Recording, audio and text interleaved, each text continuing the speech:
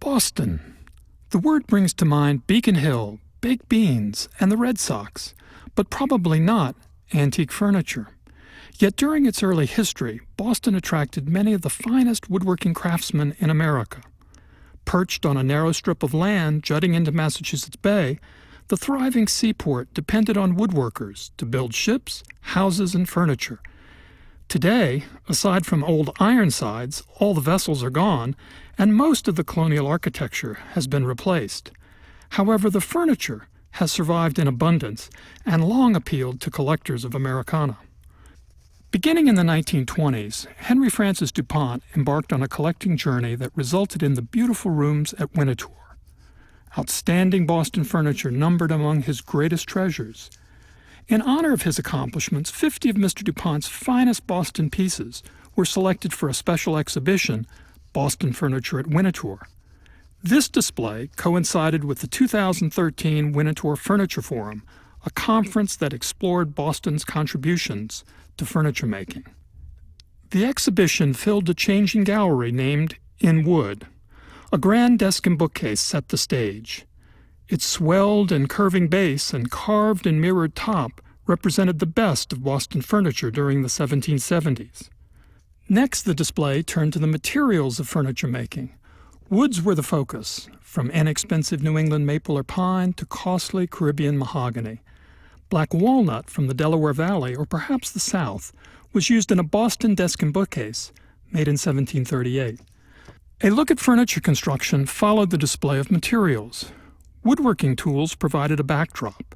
At the left was a dressing table from the 1770s. To the right stood a reproduction of the table built by Steve Brown of the North Bennett Street School in Boston. The reproduction revealed every construction element. Visitors saw the mortise and tenon joinery of the case, the dovetails of the drawers, the layout of the carved shell on the front of a drawer, and even the stages in the shaping of the legs. Distinctive Boston furniture came next. A tea table and dressing glass illustrated Boston preferences of the 1750s and 1760s. The basic form of the tea table matched a conventional English design with 4 curved legs supporting a rectangular top. The Boston maker transformed the design by adding 12 bold turrets. For the dressing glass, a craftsman chose to curve the sides of the case. His inspiration may have been a piece of English furniture shipped to Boston.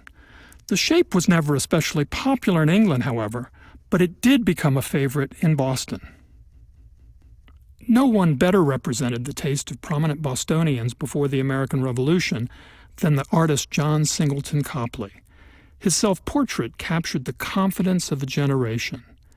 In his paintings, richly upholstered chairs and brightly polished tables affirmed the prosperity of their owners. Boston furniture craftsmen catered to their patrons' preferences through stylish pieces like those displayed here. The flamboyant carving on the chair, the marble top of the table, and the expensive English fabric on the easy chair signified luxury and status. They were the ultimate in fashion for colonial Bostonians. The years after the American Revolution, the 1780s and 90s, witnessed a sea change in Boston design. An influx of immigrant craftsmen brought the latest European fashion to a city that had grown conservative. The most eminent arrivals were Englishman John Seymour and his son Thomas. They set up shop on Creek Square in Boston in 1793. Soon, lighter, more varied forms of furniture became the order of the day. The Seymours favored classical ornament, contrasting veneers, and meticulous construction. Their work represented American federal furniture at its best. Perhaps the most striking section of the exhibition was a wall of chairs. Many early Boston craftsmen made fine seating. Chairmakers and upholsterers looked to London for inspiration, but often modified English designs in special ways. The bottom row of chairs depicted changes in design between 1660 and 1760. The row highlighted the popularity of leather and the occasional use of cane for upholstery. The middle row traced the shift in style from 1760 to 1820, from the flamboyant curves of the Rococo to the straighter, more delicate lines of early neoclassicism, and later Grecian shapes such as the Klismos chair. The top row displayed Windsor seating. Made of spindles and planks of different woods, these inexpensive chairs were often painted green. The center of production for Windsor furniture was Philadelphia.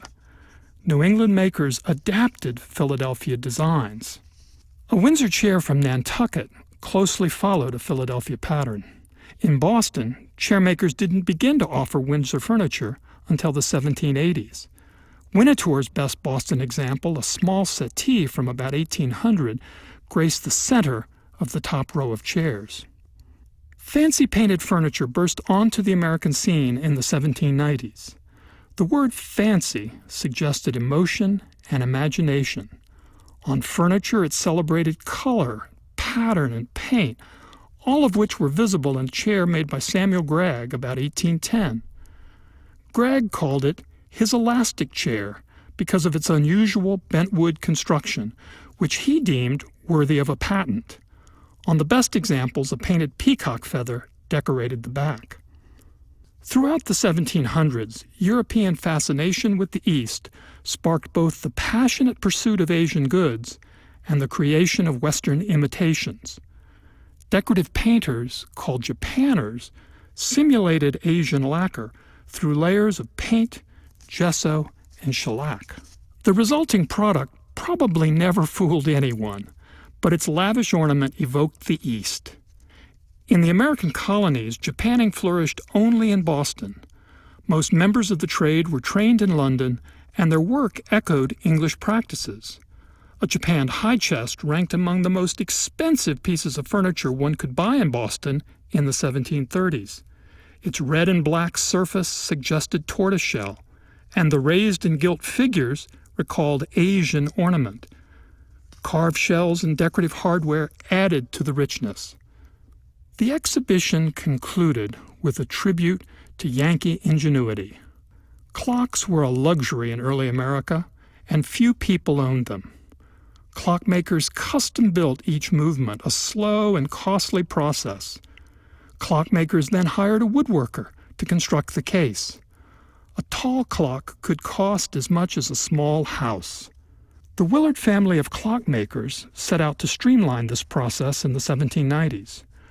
Working in Roxbury, adjacent to Boston, Simon Willard mechanized the manufacture of tall clocks by importing components from England and developing a network of specialists in Roxbury to finish the clocks. A traditional clockmaker might produce 75 tall clocks in his career. Willard sold more than 1,500. Willard also pioneered the production of smaller clocks, such as his patent timepiece, often called a banjo clock because of the shape of the case. Willard's timepieces worked as effectively as his tall clocks, but cost only half as much. The banjo clock became a bestseller. During the early 1800s, Willard sold more than 4,000. At Winnetor, Henry Francis DuPont sought to preserve and present the best of America's past. His collection of Boston furniture is but one of many highlights of this special place. Come for a visit and see for yourself.